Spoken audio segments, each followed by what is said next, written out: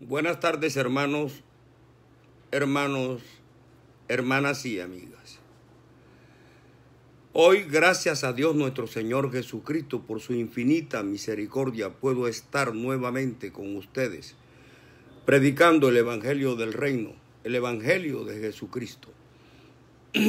Continuando con el tema, la historia depravada del papado. Puede llamarse al Papa Santo Padre. Podemos aceptar que el Papa es infalible. Vamos a iniciarlo como siempre acostumbramos con la oración del Espíritu Santo de Dios nuestro Señor Jesucristo, que es el Padre nuestro. Padre nuestro que estás en los cielos, santificado sea tu nombre, venga a nosotros tu reino, hágase Señor tu santa voluntad, como en los cielos, así también en la tierra.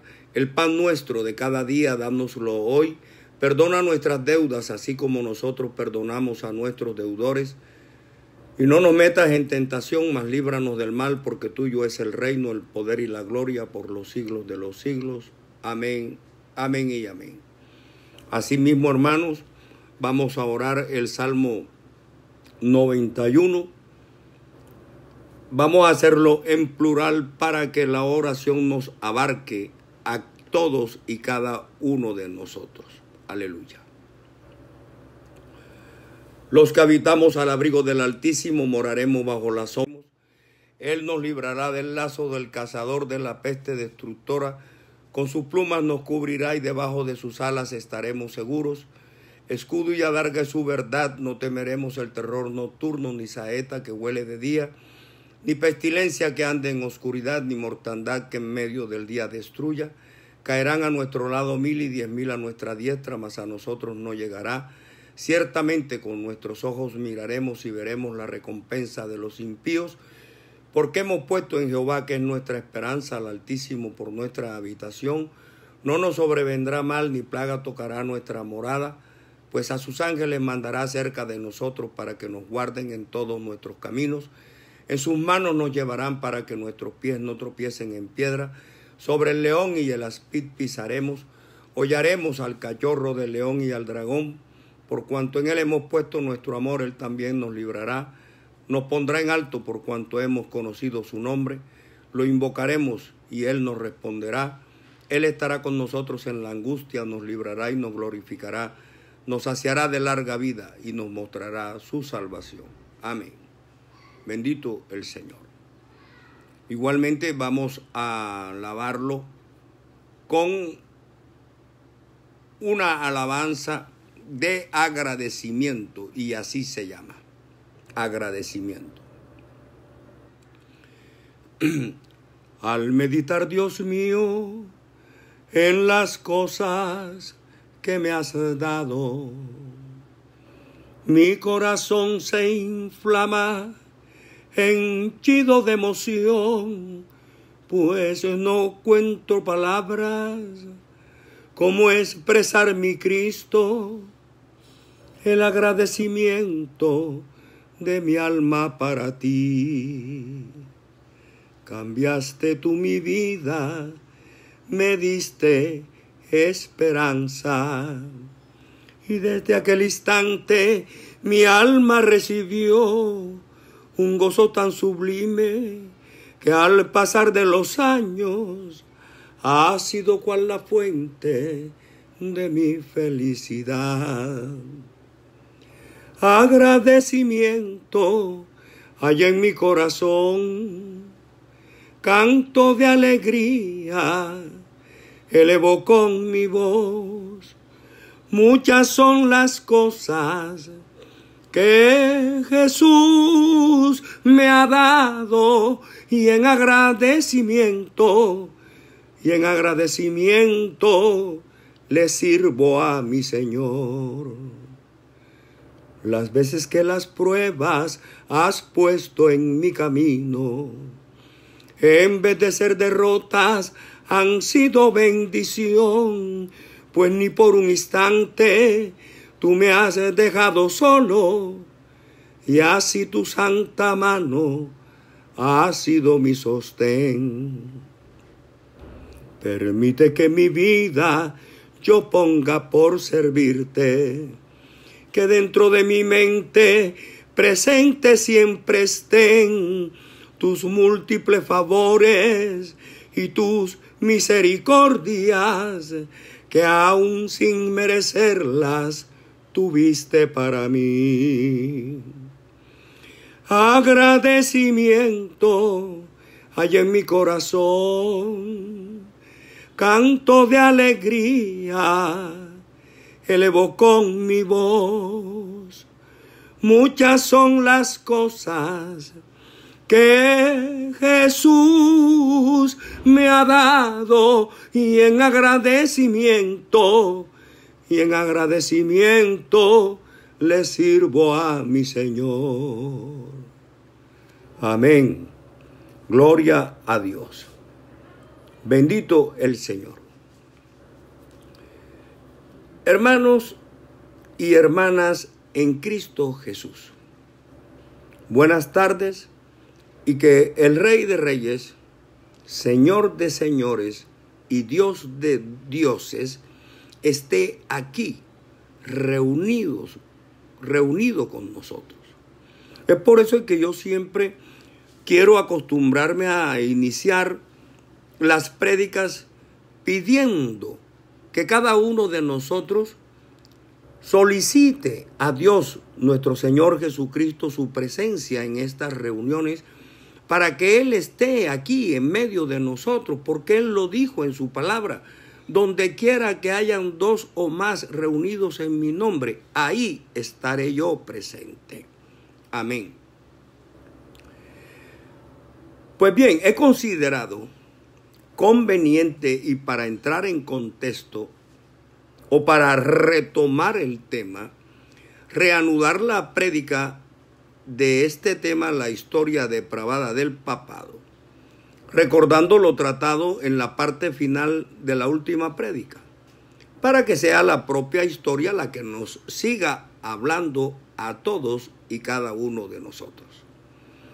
Hay muchos que la conocen, otros la quieren ignorar, otros la ignoran, y otros la conocen pero no quieren recordarla ni que se la recordemos, porque se trata de una historia negra, perversa, malvada y de ingrata recordación, y por eso muchos se ofenden y se levantan en mi contra. Pero Jesucristo nos enseñó que solo la verdad nos hará libres. Amén. Dije en esa prédica final, o en la última prédica sobre este tema que he expresado,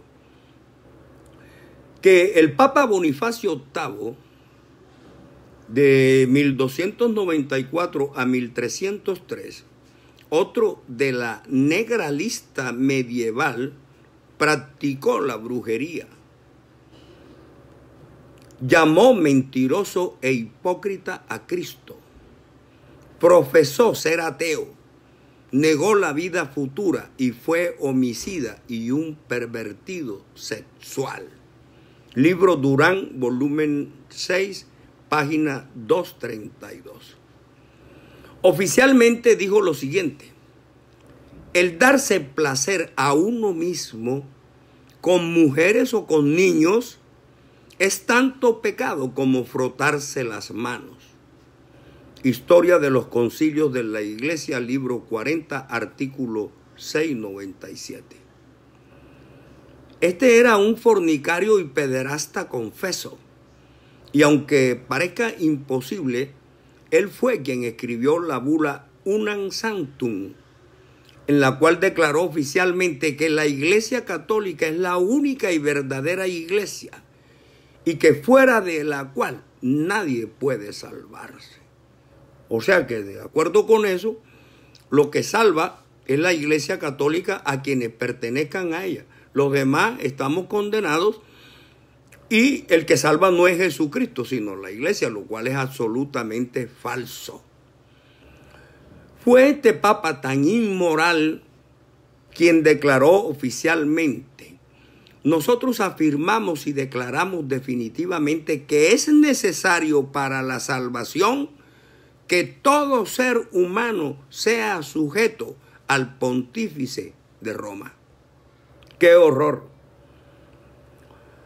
Si estas son las directrices que imponían los papas desde sus inicios, ¿qué se le puede pedir o qué se puede esperar de los demás papas de la Iglesia Católica de Roma?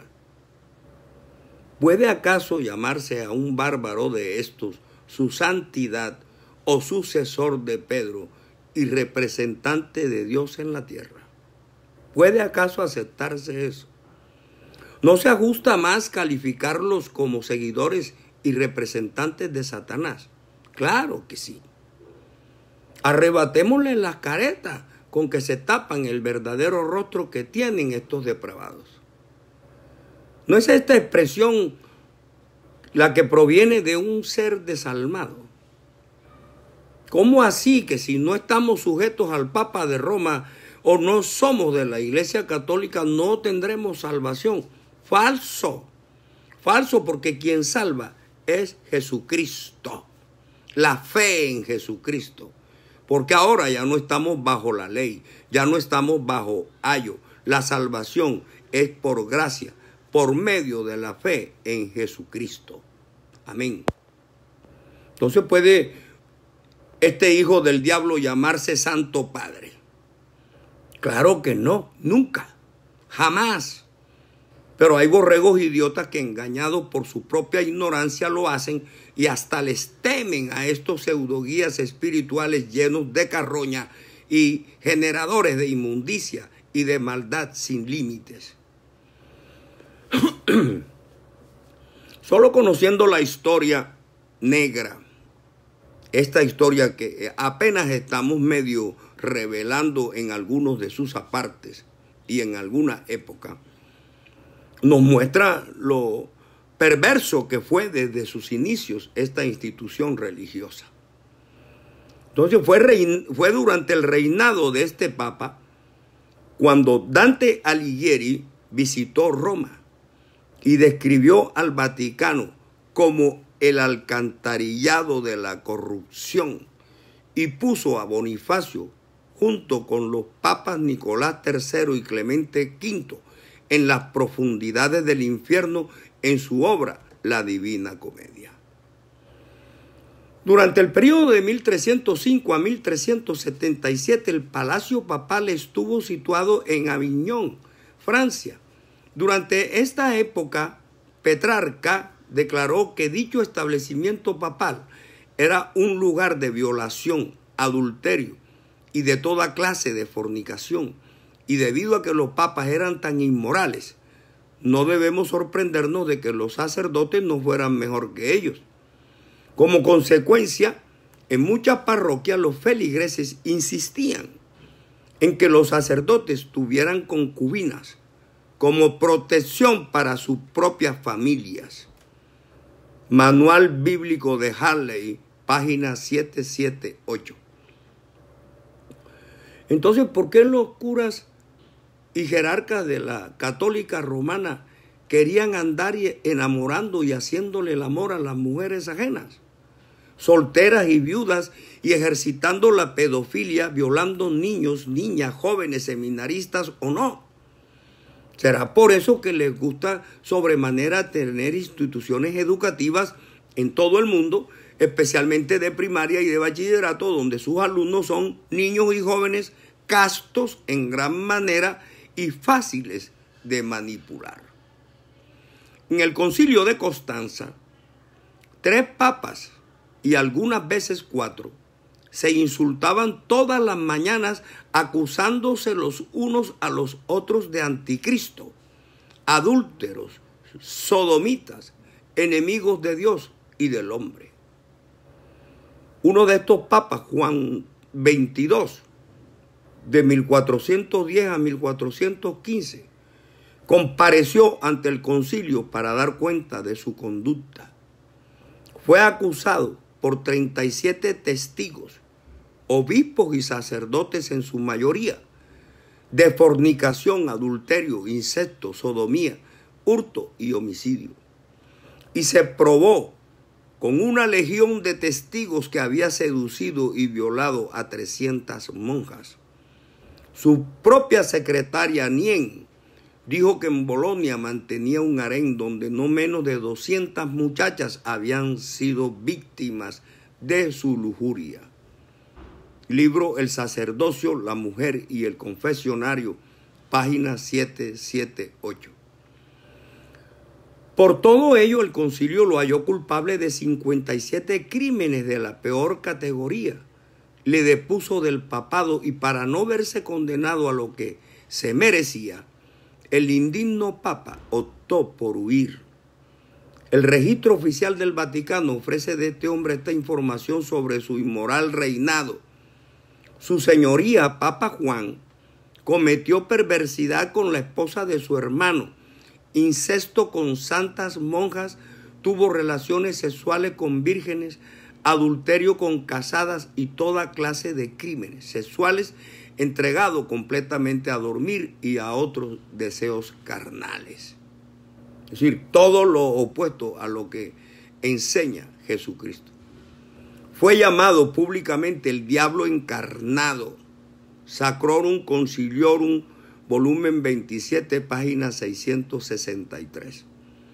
Para aumentar su fortuna, el Papa Juan puso impuestos a todo, incluyendo la prostitución, el juego y la usura.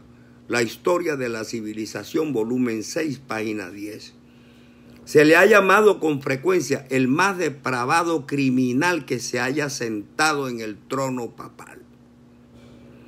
Del Papa Pío II, 1458 a 1464, se dice que fue el padre de muchos hijos ilegítimos.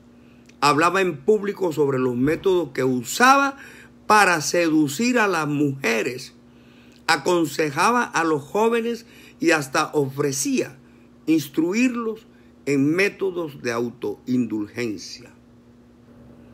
Es decir, que este pudo haber sido el papa modelo que siguió el cura Tarcisio Esprícigo de Brasil, autor del horrendo Manual del Cura Pedófilo, del cual nos ocuparemos en su oportunidad. Pío II fue seguido de Pablo II, 1464-1471, quien mantenía una casa llena de concubinas. Su tiara papal estaba tan cuajada de joyas que sobrepasaba el valor de un palacio. Vino después el Papa Sixto IV, 1471-1484. Este tuvo 2 hijos ilegítimos de su manceba Teresa, a los cuales hizo cardenales. Anual Histórico de la Iglesia Universal, volumen 2, página 905. Financió sus guerras vendiendo posiciones eclesiásticas al más alto postor. Durán, volumen 6, página 13. Y usó el papado para enriquecerse él y sus familiares. Hizo cardenales a 8 de sus sobrinos, aunque algunos de ellos eran aún niños. En cuanto a lujo y extravagancias, rivalizó con los césares. Él y sus familiares sobrepasaron a las antiguas familias romanas tanto en riqueza como en pompa. Manual Bíblico de Harley, página 688. El Papa Inocencio III, 1484-1942, tuvo 16 hijos de varias mujeres. No negó que fueran sus hijos engendrados en el Vaticano. Como muchos otros papas, multiplicó los oficios clericales y los vendió por vastas sumas de dinero. Incluso permitió corridas de toro en la plaza de San Pedro.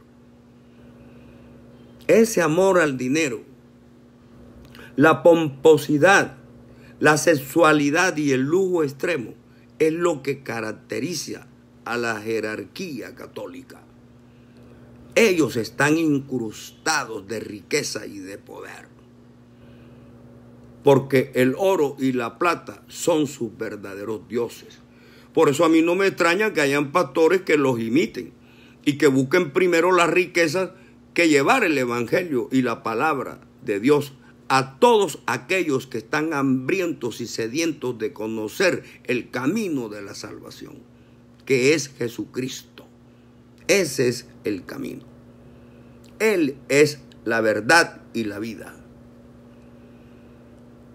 Pero, hermanos, la fábula con que se rodeó la figura del Papa es producto de la imaginación de hombres perversos, ávidos de poder y de riquezas materiales, y para ello se inventaron teorías de contenido blasfemo para fortalecer su telaraña del engaño.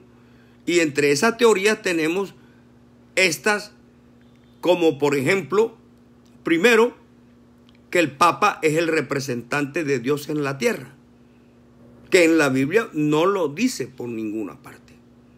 Segundo, que el Papa es infalible, pero sabemos que el único infalible es Dios, por lo que a él lo asemejan con Dios. Cuando dicen que el Papa es infalible, lo están comparando con Dios. Y ya dicen que es el representante de Dios en la tierra. Tercero, cuando el Papa habla ex cátedra, dicen ellos, está asistido por Dios.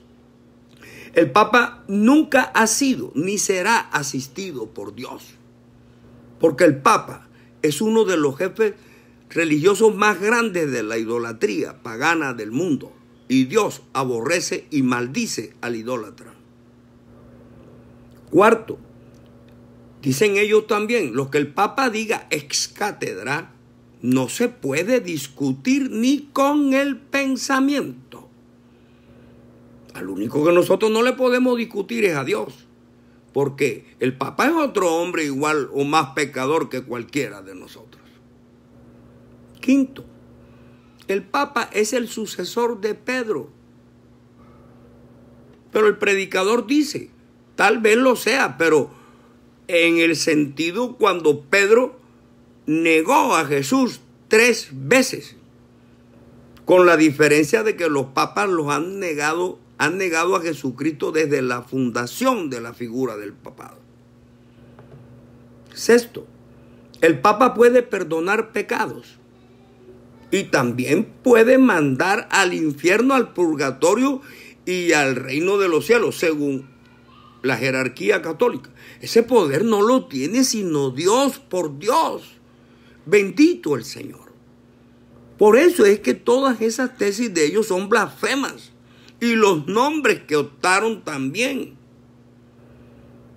Quien murió por nosotros en la cruz para darnos salvación y vida eterna fue Jesucristo, no ningún hombre. Fue Dios mismo hecho hombre quien vino a salvarnos para que alcancemos la vida eterna. Ahora, séptimo, dicen ellos, todo ser humano debe ser sujeto al pontífice de Roma. Es decir, todo el mundo tiene que ser católico. Es que ahí es donde está la figura del anticristo espiritualmente representada.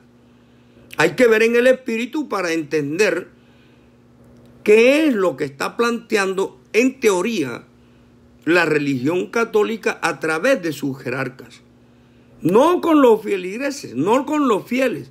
Los fieles están engañados porque no leen Biblia, en su mayoría. Me atrevería y me arriesgo a decir que el 95% de los católicos no lee Biblia. Octavo,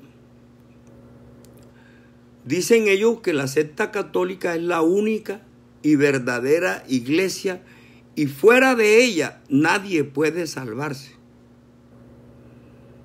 La iglesia somos todos los hombres que creemos y aceptamos a Jesucristo en nuestra mente y en nuestros corazones como nuestro gran Dios y Salvador. Y seremos arrebatados y seremos subidos a recibirlo en el cielo, cuando venga con su manifestación gloriosa. La iglesia no son los templos. ni las organizaciones religiosas, cualquiera que sea su denominación. La iglesia somos nosotros los que creemos en Jesucristo.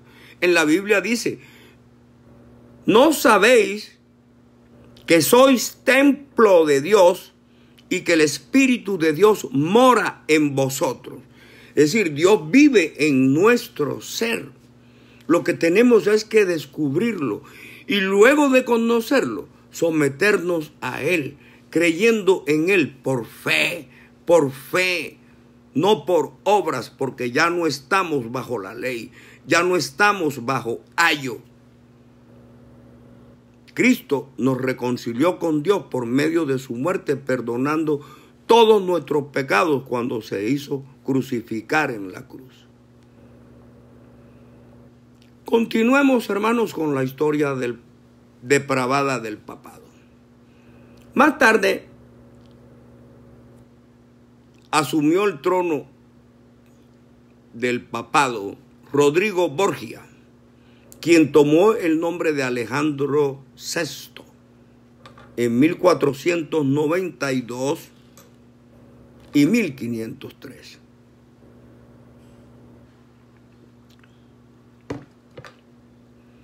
Y ganó su elección al papado mediante chantaje con los cardenales, práctica común en aquellos días. Antes de ser papa, cuando aún era cardenal y arzobispo, vivió en pecado con una mujer llamada Vanosa de Icatanei, y después con la hija de esta, Rosa, con la cual tuvo 5 hijos. En el día de su coronación nombró a su hijo, joven de temperamento y hábitos viles, como arzobispo de Valencia. Historia de la Reforma, página 11. Vivió en incesto público con sus 2 hermanas y con su propia hija, y era el padre y amante de su hija Lucrecia, de quien se dice tuvo con él un hijo. El sacerdocio, la mujer y el confesionario, página 139. El 31 de octubre de 1501 realizó una orgía sexual en el Vaticano que no ha tenido parangón alguno en los anales de la historia de la humanidad. Diarium, volumen 3, página 167. Bueno, y pensar que este era el Papa cuando los españoles vinieron a América con Cristóbal Colón, en 1492 a 1503. Con Cristóbal Colón a la cabeza, y ellos fueron los que trajeron a este continente todas esas costumbres paganas de orden religioso que les habían puesto y enseñado los miembros de la católica romana, llenas de adulterio, incesto, amancebamiento, homicidios, perversidad sexual, hurtos, robos, homosexualismo, pederastia, lesbianismo, envidia, traición, idolatría, corrupción, orgías, paganismo y en fin, una serie interminable de delitos y de pecados y prácticas demoníacas con las que contaminaron y sometieron al indígena americano a la fuerza, a sangre y a fuego. Le impusieron y lo obligaron a someterse a sus creencias y establecieron en América, libre hasta entonces de esa plaga apocalíptica, la fe en las enseñanzas de una institución religiosa criminal, llena de inmundicia, pecado, perversidad y maldad hasta los tuétanos. En cuanto al Papa Pablo III, 1534 a 1549, incluso la revista de signo católico Life dijo que siendo cardenal había tenido 4 hijos y en el día de su coronación celebró el bautismo de 2 bisnietos, de 2 de sus bisnietos, que eligió a 2 de sus sobrinos adolescentes como cardenales, realizó festivales con cantantes, bailarinas, bufones y buscó ayuda de astrólogos. Life, revista de 5 de julio de 1963, titulada El Nuevo Papa, el espectáculo y el hombre. Fue en la época del Papa León X, de 1513 a 1521, en que Martín Lutero, siendo aún sacerdote de la Iglesia romana, viajó a Roma. Al ver por primera vez a la ciudad de las 7 colinas, cayó al suelo diciendo: Santa Roma, te saludo. No había pasado mucho tiempo en dicha ciudad cuando pudo darse cuenta de que Roma era todo menos una ciudad santa. Pudo ver que la iniquidad existía en todas las clases del clero. Los sacerdotes contaban chistes indecentes y usaban palabras profanas, incluso en la misa. Lutero describió a los papas de la época como peores en su conducta que los emperadores paganos y explica que los banquetes de la corte papal eran servidos por 12 mujeres desnudas. Diarium, volumen 3, página 167. Nadie puede imaginarse los pecados tan infames y los actos que son cometidos en Roma, dijo. Tienen que ser vistos y escuchados para ser creídos. Tanto es así que Lutero se atrevió a decir: si hay un infierno, Roma está construida sobre él. Historia de la Reforma, página 56. Un día, durante la visita de Lutero a Roma, vio una estatua en una de las vías públicas que conducen a San Pedro, que le llamó la atención, pues era de una papisa, y junto con el cetro y la mitad era la estatua de la papisa Juana.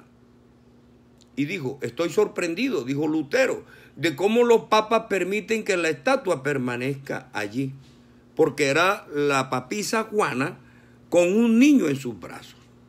40 años más tarde, después de la muerte de Lutero, dicha estatua fue quitada por orden del Papa Sixto V. Ecumenismo y romanismo. Para no entrar en muchos detalles, porque para mí es más que suficiente hablar de tanta inmundicia y aberración, les diré que la Iglesia Católica, Apostólica y Romana oculta esta historia de la papisa Juana, porque la idea de un papa femenino rompe su tradición de la pseudo sucesión apostólica de Pedro. Y por lo tanto es natural, en mi criterio, que la bestia, el anticristo 666, lo niegue. ¿Quién fue ese papa femenino al que la estatua representaba? Se dice que nació en la tierra del Rin, en Ingelheim, fue aclamada en Mainz por su sabiduría y más tarde se disfrazó de hombre para entrar en el célebre monasterio de Fulda, entre Frankfurt y Bebra. Se dice que también estudió en Inglaterra y Atenas y después recibió la posición de profesora de Schola Graecorum de Roma, antiguo colegio de diáconos. Allí ganó tanta influencia como hombre que fue elegido papa.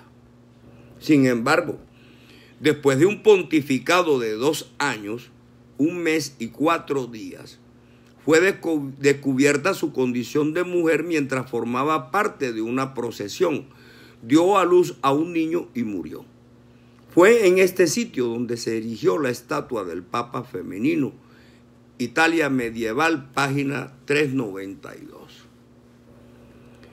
El caso de la papisa Juana, hermanos y amigos, dio lugar a que los altos jerarcas de la Iglesia Católica de Roma se idearan lo que denominaron ellos la silla gestatoria, la cual tenía un hoyo en el centro y en la que el aspirante a papa tenía que sentarse, levantarse la sotana y sentarse sin calzoncillos para que le tocaran los órganos que le colgaran y verificar de esa manera que no era mujer. Después que otros hombres tocándoles comprobaban que eran hombres, es decir, que les tocaran los genitales, para no volver a ocurrir en el error de elegir un papa mujer como la papisa Juana. ¿Qué tal? Claro que algunos escritores sostienen teorías diferentes, como que la silla gestatoria fue construida porque las personas querían cargar al Papa para poder verlo. Pero ustedes que escuchan esta prédica, serán quienes puedan sacar sus propias conclusiones.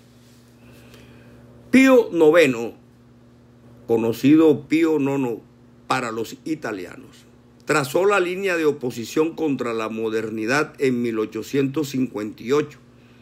El 12º año de su reinado, que duró 42 años, Edgardo Montara, fue el año en que secuestró en Bolonia a un niño judío de 6 años. Lo llevó a Roma y lo retuvo allí. La acción de Pío, un pontífice hasta entonces popular, levantó airadas protestas en todo el mundo, incluso entre los mismos católicos. Pero Pío afirmó que eso era justamente una señal de que los amigos de los judíos odiaban a los cristianos, es decir, poniendo a los católicos en contra del pueblo judío. Civiltà Católica reseñó en aquel entonces un diálogo en el que un pastor extranjero le contaba a Pío que el mundo moderno en su totalidad clamaba por el regreso del niño judío. Y él le respondió diciendo: lo que usted llama el mundo moderno es simplemente la masonería. Un prominente periódico católico, La Armonía de la Religione con la Civiltà, la armonía de la religión con la cultura, hizo aún más espectacular la vinculación entre judíos y revolucionarios en un artículo sobre el caso titulado Los judíos de Bolonia y las bombas de Giuseppe Mazzini. El propio Pío le comentó al redactor jefe de un periódico católico simpatizante que el alboroto por el niño judío lo estaban causando los libres pensadores, los discípulos de Rousseau y Malthus, este último un malvado por fomentar el control de la natalidad.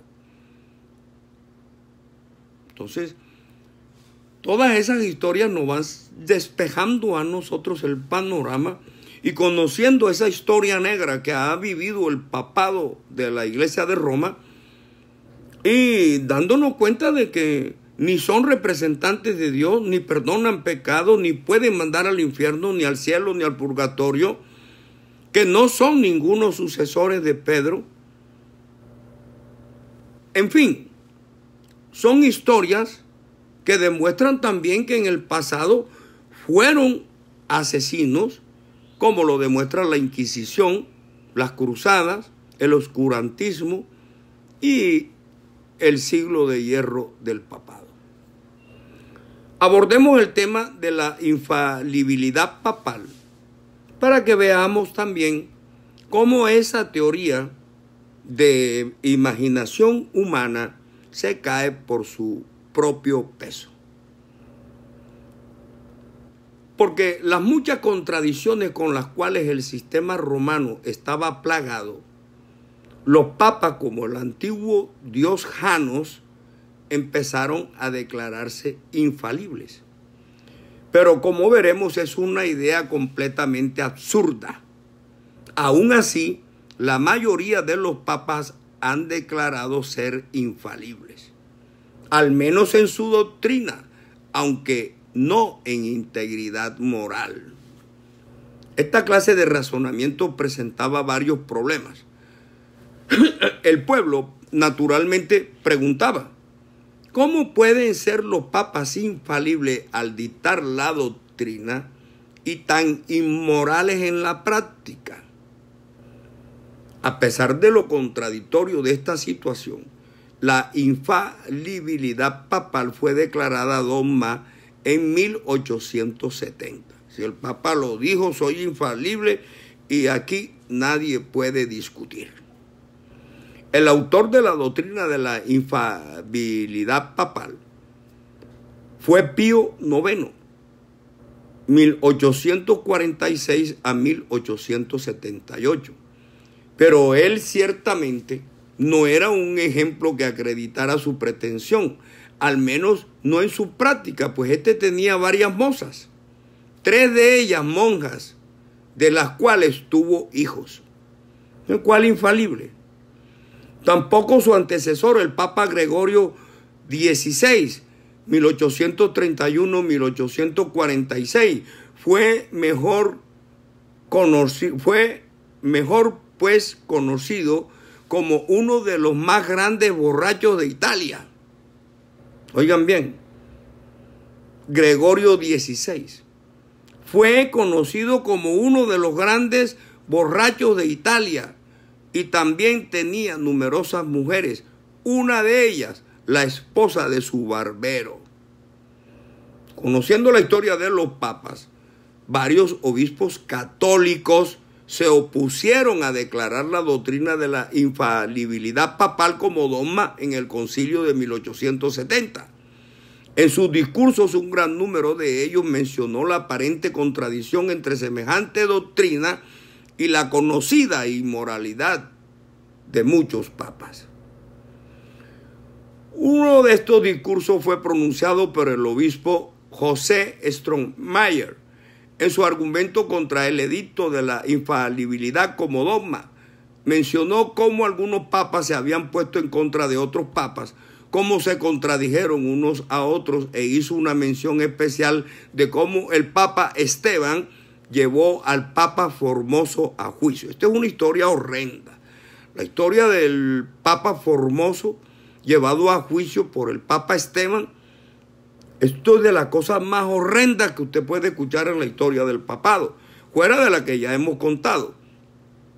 La famosa historia de un papa llevado a juicio ante otro papa es algo horrendo, puesto que el Papa Formoso había muerto hacía 8 meses. Es decir, Esteban, el Papa, después de 8 meses de muerto Formoso, lo juzgó. Veamos cómo hizo. Después de 8 meses dice, sin embargo, su cadáver fue desenterrado de su tumba y llevado a juicio por el Papa Esteban. El cadáver putrefacto fue desenterrado y situado en un trono. Sí, cogieron a la masa de huesos y carnes putrefacta y la sentaron en un trono. Dice, allí, ante un grupo de obispos y cardenales, lo ataviaron con ricas vestimentas del papado. Se puso una corona sobre su calavera y el cetro de su santo oficio colocado en los cadavéricos dedos de su mano. Mientras se celebró el juicio, el hedor del muerto llenaba la sala. El Papa Esteban, adelantándose hacia el cadáver, lo interrogó. Claro está, no tuvo respuesta de los cargos y el Papa difunto fue sentenciado como culpable de todas las acusaciones que le hizo el Papa Esteban. ¿Es eso ser infalible, hermanos? Entonces le fueron quitadas al Papa Formoso las vestimentas papales, le arrebataron la corona y le mutilaron los 3 dedos con los que había usado para impartir, de acuerdo con ellos, la bendición papal. Después arrastraron el cadáver putrefacto atado a una carroza por las calles de la ciudad. El cuerpo fue más tarde lanzado al río Tíber. Acciones contradictorias como esta, por luchas entre papas, ciertamente no apoyan la infalibilidad. Sin embargo, no se detiene ahí la historia, pues después de la muerte del Papa Esteban, el siguiente Papa romano rehabilitó la memoria de Formoso y lo hizo más tarde el Papa Juan X, lo que desacredita y ridiculiza aún más el dogma de la infalibilidad papal. El hecho es que ni en doctrina ni en la práctica los papas han sido infalibles. Notemos unas cuantas de los cientos de contradicciones que desmienten esta doctrina.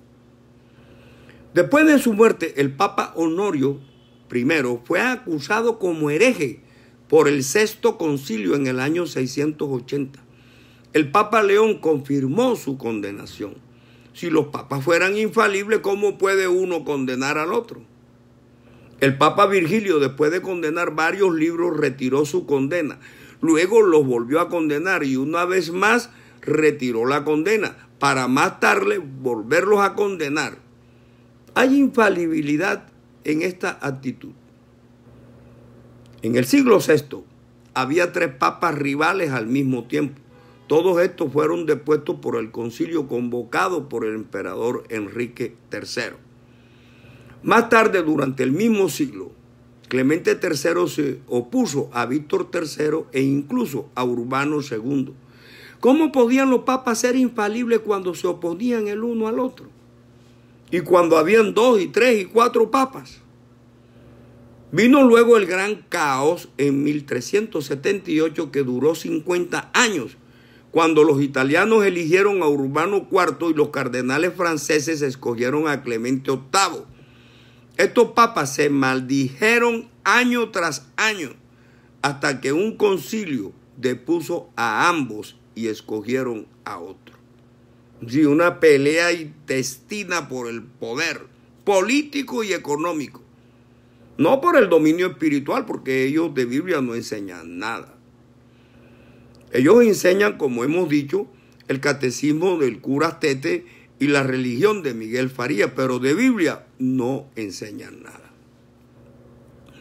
El Papa Sixto V hizo preparar una versión de la Biblia, la cual declaró como auténtica y muy fiel.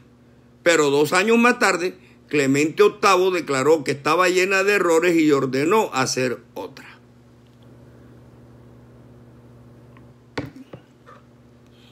Gregorio I rechazó el título de obispo universal por considerarlo pagano, profano, supersticioso, orgulloso e inventado por el primer apóstata. Luego lo que nosotros estamos diciendo aquí ya lo dijeron ellos mismos. Dice, Gregorio I rechazó el título de obispo universal por considerarlo pagano, profano, supersticioso, orgulloso e inventado por el primer apóstata. Claro, porque ellos apostataron de la fe. Aún así, a través de los siglos, otros papas han reclamado este título, es decir, que son infalibles. ¿Cómo podemos decir que los papas son infalibles al definir la doctrina si se contradicen directamente entre ellos, pelean, se ofenden y se insultan y se tratan de demonios y de asesinos? ¿Cuál infalibilidad existe en ese tipo de personas? Ninguna. El Papa Adriano II declaró el matrimonio civil como válido, pero el Papa Pío VII en 1800 a 1823 lo consideró como no válido.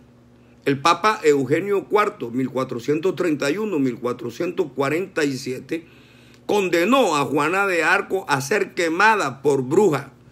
Más tarde, en 1919, Benedicto IV la declaró santa. ¿Puede esto llamarse infalibilidad papal?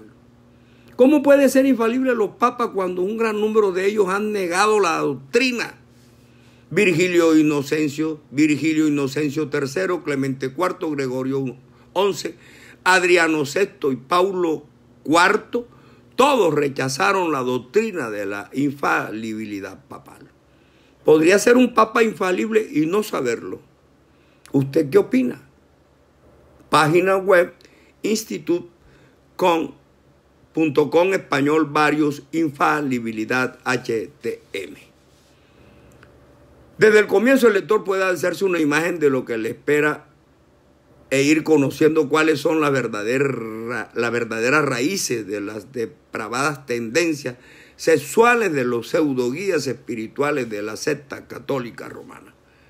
Personalmente opino que la historia del papado está supermanchada de criminalidad, homosexualidad, pederastia, violación, lesbiandad, inmundicia, sexualidad, crueldad, tortura, asesinato, blasfemia, terror, sangre y muerte tortuosa a inocentes. Y aún así, ella, como institución religiosa, se denomina la Santa Madre. Pero este nombre espiritualmente tiene un sentido. Porque claro, la Santa Madre se opone al Santo Padre, al que está en los cielos. Este es un payaso, es un remedo. Eso no es Santo Padre de nadie. No te dejes engañar. En la Biblia dice, no le digáis Padre a nadie, porque vuestro único Padre es el que está en los cielos. Ni Él ni es santo ni es Padre, y ni siquiera hijos tiene. En cambio, Dios es el Padre de toda la humanidad, hermanos míos. De manera pues, hermanos, que de esta manera doy por concluido el tema, la historia depravada del papado, y sea Dios nuestro Señor Jesucristo dándome entendimiento y dándome conocimiento para entrar ahora sí a predicar el evangelio del reino, el evangelio de la salvación. Ya hemos expuesto a ustedes capítulos como Dios es uno solo y uno solo su nombre, la Trinidad no existe, el bautismo en el nombre de Jesús, la creencia en la diosa María y ahora la historia depravada del papado. Entonces es más o menos una instrucción, una abrebocas de lo que viene. Porque tú debes conocer en qué clase de institución religiosa estás. Tú debes conocer qué ha hecho en la historia esa institución religiosa a la que tú perteneces. ¿Qué tan santa es? Yo no defiendo aquí ninguna iglesia ni secta cualquiera. Cualquiera que sea su denominación. Lo que sí aconsejo es que ustedes mismos a su criterio, luego que lean su Biblia, pídanle a Dios que les dé revelación para conocer su palabra. Y donde vean una organización que les prediquen la sana doctrina, asistan, vayan, porque es necesario congregarse. Las congregaciones mantienen a los hermanos unidos en la fe, hablando de la palabra, predicando el amor. También hay pecadores. Nadie de los que están ahí podemos decir que es santo, porque eso solo lo sabe Dios. Pero nos mantiene conversando, analizando, interpretando la palabra y recibiendo, si Dios quiere, gracia de Dios, que nos da conocimiento y nos da el entendimiento para luego salir a predicar su evangelio, que es el mandato que Dios nos dio. Acordémonos que Él nos dijo, id y predicad el evangelio a toda criatura, bautizándolos en el nombre del Padre, del Hijo y del Espíritu Santo. Y que en Hechos de los Apóstoles 2:38, si mal no recuerdo, Pedro nos dice, arrepentíos y bautícese cada uno de vosotros en el nombre de Jesucristo para perdón de los pecados y recibiréis el don del Espíritu Santo. Hermanos míos, gloria al Señor. Jesucristo es el único que se merece la gloria, la honra, la alabanza. Es el único nombre en el que tenemos salvación. A nosotros no nos salvan las iglesias, ni las congregaciones, ni las sectas. A nosotros nos salva el nombre poderoso de Jesucristo. Así dice en Hechos 4, 11 y 12. La piedra desechada por vosotros los edificadores ha venido a ser cabeza del ángulo, y en ningún otro hay salvación, porque no hay otro nombre bajo el cielo en el cual podamos ser salvos. De manera que si a ti te invitan o te enseñan a creer y a depositar tu fe en otro nombre diferente al de Jesús, ya te lo acaba de decir la palabra, que en ningún otro nombre hay salvación. Y en la Biblia también te dice, en Hechos 16:31, cree en el Señor Jesucristo y serás salvo tú y tu casa. El que tiene oídos para oír, que oiga. La gracia y la misericordia de Dios esté con todos nosotros. Si Dios nuestro Señor Jesucristo quiere, mañana a las 2 de la tarde por este mismo medio estaré predicando el tema que Dios ponga en mi mente y en mi corazón. Los quiero a todos en el amor de Jesucristo. Amén. Bendito el Señor.